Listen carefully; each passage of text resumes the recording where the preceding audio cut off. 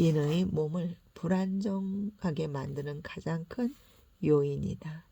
요즘에 음식물은 속성 재배 기술로 생산이 늘고 비닐하우스에서 특정의 기후, 풍토에 맞춰 수확, 운반, 가공 처리가 기술적으로 이루어지며 과도한 농약으로 인해 간접적으로 자연을 거스른 음식들이 우리 몸에 많이 침투해 들어온다.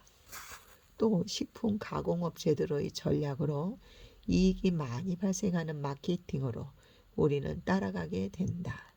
또 저장 수명이 늘어나므로 제철 과일, 채소가 아닌 것도 마음 놓고 무엇이든 먹을 수 있는 시대가 왔다.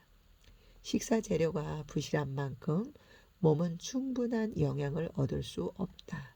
과학적인 방법이나 영양이 없는 토양에서 자란 음식 재료에는 인간의 건강에 필요한 비타민, 미네랄, 효소 등이 충분히 들어있지 않다.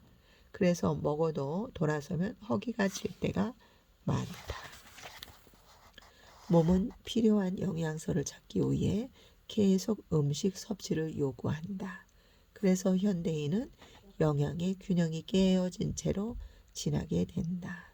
현실이 이러다 보니 잘 먹는데도 얼굴이 까칠하다. 많이 먹는데도 기운이 없고 에너지가 없다. 이 말은 덩치는 커도 영양실조가 생겼다는 것이다. 영양소가 부족하게 되면 몸 안에서는 장들의 아우성이 일어난다. 인체에 꼭 필요한 영양소 부족은 체내에서 일어나는 여러 가지 화학작용을 망가뜨리고 질병, 신체 부조와 정신적 불안의 원인이 된다. 인스턴트 먹거리에는 수분이 매우 부족해서 거칠하고 화학적인 식품 첨가물로 얼룩거렸고 끈적끈적해지는 것이 많다. 그러므로 장 속을 부드럽게 통과하지 못하고 악교처럼 장벽에 달라붙어 몸 밖으로 빠져나가지 못하게 된다. 이런 음식들은 내장 속에 유해균의 증식을 극대화하고 장내 환경을 최악으로 만든다. 그래도 이 맛있는 음식들을 쉽게 못 내려놓는다.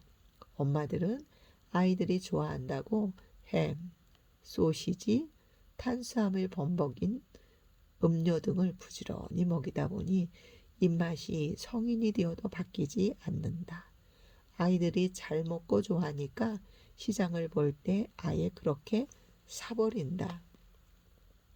그래서 이제 성인들만 걸렸던 당뇨가 소아에게도 있다. 옛날에는 상상할 수 없는 일이다. 아토피나 알레르기, 천식 같은 자가 중독 질환도 요즘 많이 생기고 있다.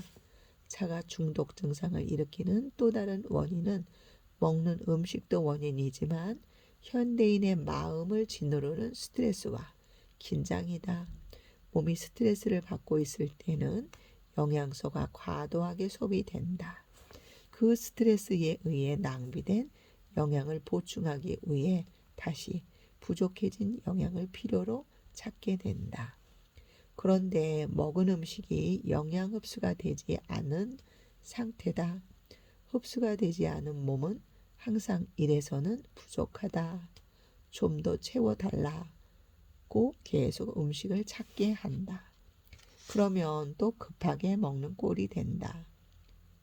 몸이 요구하는 영양분을 얻지 못하는 악순환이 생기게 되니까 인체도 연약해지기 시작하고 이런 상황이 더 스트레스를 만들어내어 신체의 체력을 빼앗아 간다.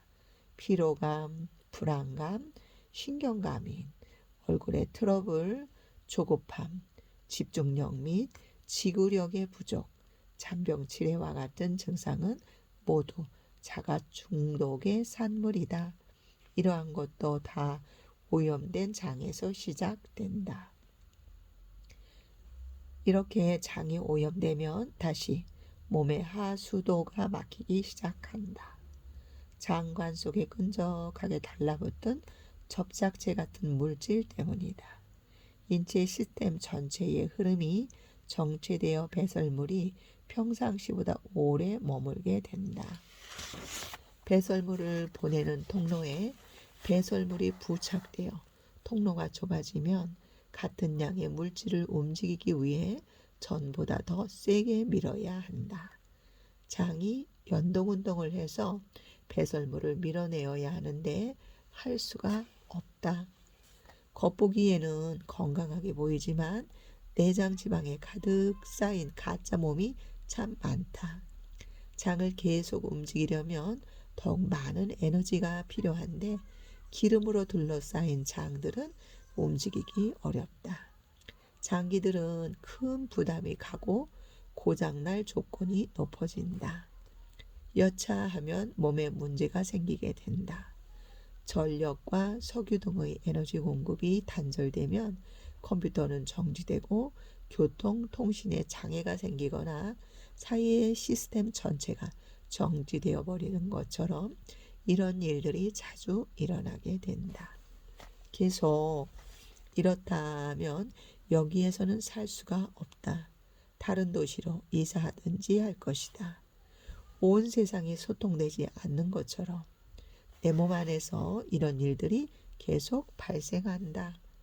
체내 노폐물의 양을 최소한으로 억제하고 몸의 성장과 회복을 위해 신선한 양질의 영양을 공급하면 노화도 죽음도 뒤로 미룰 수 있다.